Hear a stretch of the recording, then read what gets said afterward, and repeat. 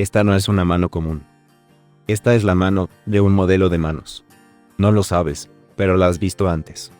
Sostuvo tazas en anuncios de Starbucks, e incluso actuó como la mano de Jay-Z en un anuncio de Samsung. And there's nothing wrong with Jay-Z's hands. It's just particularly that they're putting the camera over your shoulder. You know, they need his face. They don't need his hands for those type of things, so that's why I got called. Ray trabaja como modelo de manos desde hace 10 años. Para que sus manos estén listas para la cámara, Ray se las hidrata 30 veces por día, y se hace al menos 2 manicuras por semana. Pero ¿qué es lo que hace que las manos de Ray sean tan especiales? Por un lado, la complexión de Ray es ideal para la edición. We all have a variety of different complexions, so mine works really well. I guess it's ambiguous in post. They can lighten it or they can darken it. Las manos de Ray también tienen el tamaño perfecto. So what keeps me working a lot is actually that my hands are rather big, but not too big. I can grab a phone, especially today's phones. My hand looks natural holding them. They don't look too small, they don't look too big. It actually seems like it's the perfect hand for the phone. Pero se necesita algo más que las manos adecuadas. Hay que saber utilizarlas. El modelaje de manos es más difícil de lo que parece. Sometimes you're asked to do some like really funky positions that are totally unnatural, but on the camera looks natural, looks perfect, and that's all that matters. Esto significa que los rodajes pueden ser agotadores, en especial cuando se pide a los modelos de manos que sostengan objetos durante un largo tiempo. Los rodajes pueden durar a veces hasta 12 horas. Y los modelos deben soportar ciertas condiciones incómodas, como estar bajo luces calientes o que los examinen todo el tiempo. Like having your hands up like this for a second, no biggie. 10 minutes though, it starts to wear on you. Pero Ray tiene algunos trucos bajo la manga cuando se trata de dar lo mejor de sí mismo durante un rodaje. In between takes, I keep my hands up to have the blood circulate down so that I don't have too many veins in my hands, so that when I bring it in for the shot, it's a less veiny hand. Sometimes stop motion, you gotta be really, really still and do these very subtle adjustments. One of my early mess ups was definitely drinking coffee for a video shoot. That's not good, because then when it came really, it was like, oh, it was shaky, and I had to like put all my zen into that moment. So especially when I'm doing video or anything like that, I try not to have coffee. Y cuando Ray no está trabajando en los rodajes, pasa mucho tiempo hidratándose las manos. If I had to count how many times I moisturize a day, 30 times a day?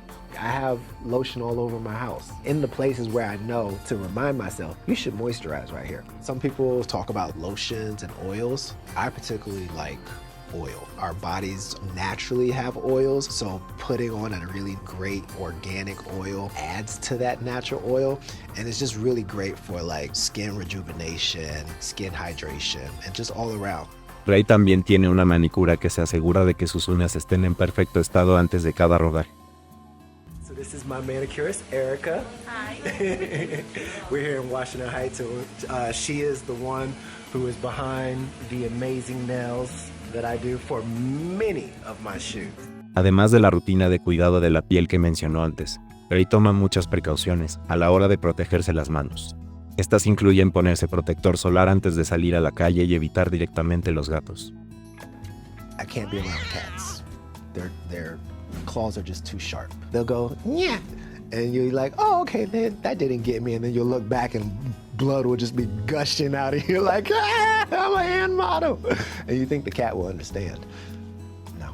Another thing that is an absolute don't as a hand model is washing dishes, at least without gloves. The soap or detergent can be too rough on the skin. Protegerse las manos es extremadamente importante, porque cualquier mancha o arañazo podría suponer la pérdida del trabajo. Pero el maquillaje a veces puede salvarte en esas situaciones. One time I ended up having a cat bite. Everything's good. But what I ended up doing, I take the little concealer and I just put it down here, just making sure that your color and skin complexion all blends good. A la hora de cobrar, estos modelos por lo general no tienen un salario semanal. Los modelos son esencialmente autónomos a los que se les paga por trabajo. Las tarifas que cobran por día pueden oscilar entre $150 y $1,500 o incluso más. Ray dice que ha llegado a ganar hasta $4,000 por un solo trabajo.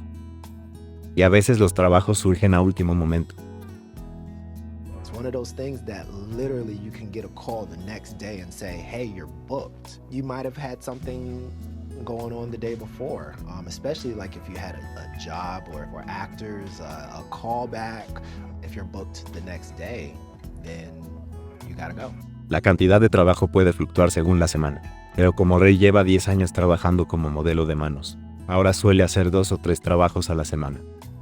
Y ganó más de $75,000 este último año como modelo de manos.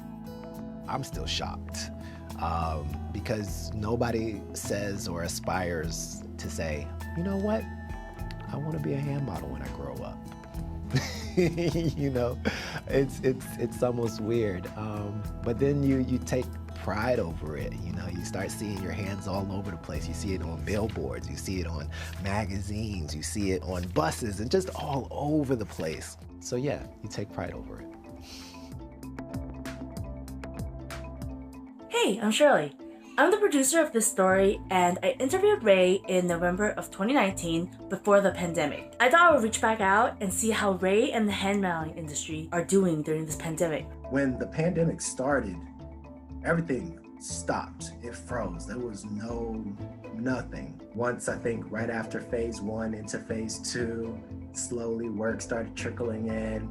People were putting out feelers. Hey, are you willing to work? During this pandemic, sometimes it'll be like, oh, there's only going to be 3 people on set. It's just going to be the photographer, you, and a stylist. So yeah, I booked my first hand modeling job about 2 weeks ago. You go on set, everybody's wearing masks, hand sanitizers everywhere. A lot of people have gloves on as well. And everybody's just trying to be as safe as possible, keep each other 6 feet distance. Something that really transitioned well for me was just how everybody was able to get the work done. It's also funny, like at this time too, they're trying to be extra safe. They're trying to hire people that live together. The way that my girlfriend and I booked this one job, they were like, do y'all live together? Okay, cool. They did the interview and everything like that, and they were like, boom, you're booked. But they were doing that with everybody else. Like, you would see castings that literally say, we only want people that live together. If you have a relative or something like that, like I had one audition that I had to put my uncle in. It's like, all right, even if y'all don't live together, are y'all safe with being together without your mask on? Me and my modeling friends are talking often about, you know, is this going to be okay? Like, can we truly survive in the state of the way things are right now? And I don't know, you know, I just really don't know. I hope so. It seems like there is some type of slow progression, but is that gonna be enough? You know, we still live in New York City, rent is still due. So yeah, there's a lot of questions on, is this going to be sustainable?